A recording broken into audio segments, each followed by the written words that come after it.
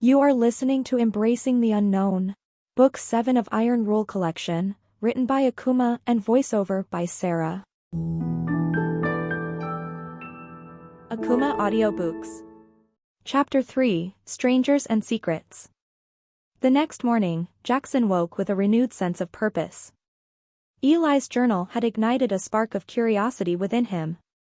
After a quick breakfast, he set out to explore the hotel, hoping to uncover the secrets hidden within its walls. As he wandered through the dim, winding corridors, every creak and shadow seemed to whisper of hidden truths. He spent the morning combing through the first 2 floors, examining faded wallpaper, dusty paintings, and forgotten furniture. The hotel was a labyrinth, with countless hallways and dead-end rooms. But so far, his search had yielded no tangible results. However, a growing sense of unease had taken hold, a feeling that he was being watched. Undeterred, Jackson headed to the 3rd-floor library, the place where Eli had claimed to find the map. The library was surprisingly well preserved, its towering bookshelves and ornate desk still exuding an air of grandeur. A thick layer of dust coated everything, but the space retained a sense of dignity, as if it had been left untouched out of respect. Jackson began his search, pulling books at random, hoping for a clue. The shelves were filled with old classics, their faded lettering and brittle pages whispering tales of the past. As he worked his way around the room, his fingers brushed against something rough, hidden behind a row of books. A small leather notebook, its cover worn and weathered, peeked out. His heart pounded as he pulled it out, hoping it was the map Eli had described. But the notebook wasn't a map. Instead, it was filled with hastily scribbled notes, the words barely legible. Disappointment washed over him. However, one word caught his eye, whispering. It was repeated multiple times, underlined and emphasized, as if the writer was desperate to convey a warning. Below it, a frantic scrawl read, "They're always watching. They see everything. Beware the strangers." Strangers? Jackson muttered, his brow furrowed as he scanned the pages. Just then, he heard footsteps approaching. He whirled around, his heart pounding. A girl, roughly his age, stood in the doorway. She had short, dark hair and wore a simple hoodie and oversized jeans.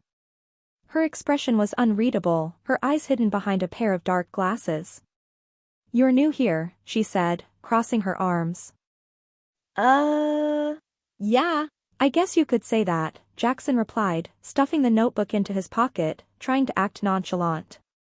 "I'm Mara," she said, raising an eyebrow. "Your family moved in a few days ago, right? My uncle works maintenance here, so I noticed." Jackson hesitated. There was something about Mara, something a bit off. She wasn't unfriendly, but there was a guarded quality to her, as if she was sizing him up. Yeah. "I'm Jackson." "So, you hang around the hotel a lot?" Mara shrugged. "Sometimes. Not a lot to do in Ridgewood, and this place is way more interesting than the town." Jackson chuckled. "Interesting? It's falling apart." "Exactly," she replied, a sly smile playing on her lips. "Places like this have stories. You just have to know where to look." Her gaze flickered to his pocket. "What's that?" "Oh, just something I found," he said, unsure whether to mention Eli's journal or the strange notebook. "I've been exploring. This place is like a maze." Mara's smile faded, replaced by a serious expression. "Be careful where you wander. Some places in this hotel aren't meant to be found." Jackson's curiosity was piqued. "Why? You make it sound like there's some big secret here." She shrugged again, looking away. "Maybe there is. Some of the locals say this place is haunted. They call it superstition, but I've seen things. Heard things." Jackson leaned closer, intrigued. "Like what?" "Whispers, shadows that don't belong to anything, doors that open on their own," Mara said, her voice dropping to a whisper. "There's a rumor about a room on the 4th floor. People say it's different. Anyone who goes in there comes out changed." "Changed?" Jackson's eyebrows shot up. She nodded slowly. Like they've seen something they can't unsee. Some say it's cursed, others say it's haunted by spirits of the past. But one thing's for sure, whatever's in there, it's not friendly. Jackson's pulse quickened. Eli's journal had mentioned hidden rooms and strange encounters, but he hadn't expected anyone else to take it seriously. Mara's words only fueled his curiosity. Do you know where this room is? Mara shook her head. No one does. The hotel's layout isn't exactly normal. Some rooms seem to move. It's like they want to be hidden. She paused, studying him with a wary look. Why are you asking? You're not planning to go looking, are you? Jackson hesitated, not wanting to sound like a fool. But something about Mara's intensity made him feel like he could trust her. I found a journal upstairs, he admitted. Someone named Eli West wrote it. He talked about strange things in this hotel, secret passages, shadows, whispers. And he mentioned a map, one that shows hidden rooms. Mara's eyes widened slightly, though her expression remained guarded. Eli West, she seemed to ponder the name. That sounds familiar. I think I've seen his name in the old records. Jackson leaned forward. So, you think he was onto something?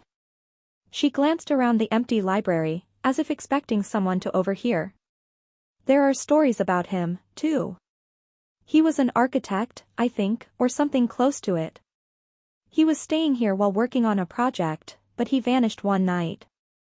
The police said he ran off, but, she trailed off, biting her lip.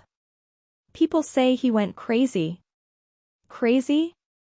Jackson echoed, feeling a chill creep up his spine. Obsessed with the idea that he wasn't alone, that the hotel was alive, somehow. He wrote about strange occurrences, claiming he saw people who weren't there. Mara paused, her voice barely above a whisper. Some say he's still here, trapped between this world and whatever else he found. Jackson swallowed, feeling a mix of fear and excitement. This was more than he'd bargained for, but it only made him more determined to uncover the truth. So, if these hidden rooms and passages really exist, maybe Eli left clues. Or maybe they're still waiting to be found. Mara studied him, her expression unreadable. Just, be careful, Jackson. You might not like what you find. Jackson nodded, feeling a strange thrill at her warning. Do you want to help me look? Mara hesitated, glancing around the library again. Fine, she said finally. But only because I'm curious. And if we find anything strange, we get out. Deal? Deal, Jackson agreed, trying to hide his excitement. They started by combing through the shelves, searching for any sign of the map Eli had mentioned. Hours passed as they sifted through old books and documents, most of them useless. But just as Jackson was about to give up, Mara pulled out a large, dusty tome with a leather cover. The title was embossed in faded gold letters, History of the Ridgewood Hotel. This might be something, she murmured, flipping it open. They scanned the pages, looking for anything that might hint at Eli's hidden rooms or secret passages. Halfway through the book, they found a page detailing a renovation done in the 1920s. The text described the addition of a hidden room for staff storage on the 4th floor, designed to be concealed from guests. There was no further explanation, but the mention of a hidden room on the 4th floor sent a jolt of excitement through Jackson. That has to be it, he whispered.